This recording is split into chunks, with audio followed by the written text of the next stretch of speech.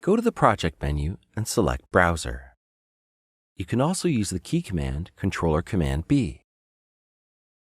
The project window allows you to view and edit all project events and various other data in a list-based way. This is great for zeroing in on something specific that you need to change. Basically, the browser is the project page, but in a text value form. Whatever changes you make here are instantly reflected in the project page.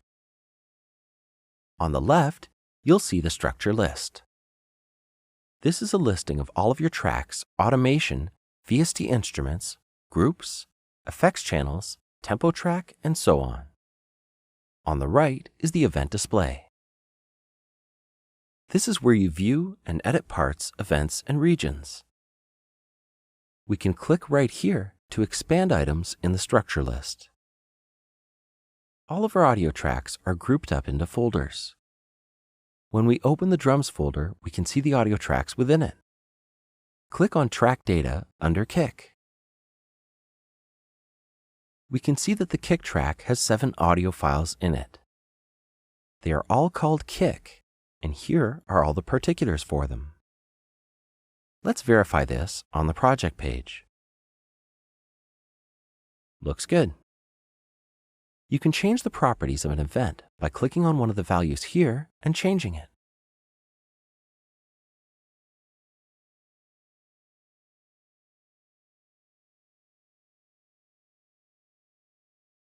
Looking at this guitar track, we can view its pan automation and edit it if need be. You can rearrange the order of the columns by picking them up and dragging them where you would like them to be. Let's look at the pull-down menus along the top here. The first one is Time Format. This allows you to change how you view the data.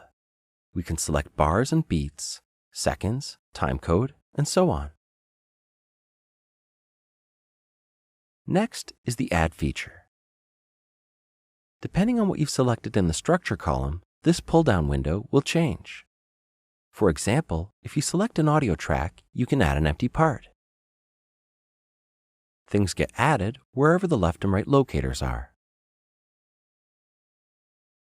Watch as I set the left and right locator and then press the Add button.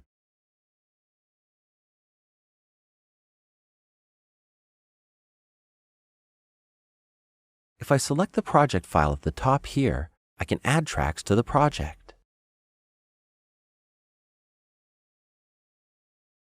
When a MIDI track is selected, you can add new notes, controller changes, program changes, aftertouch, and so on.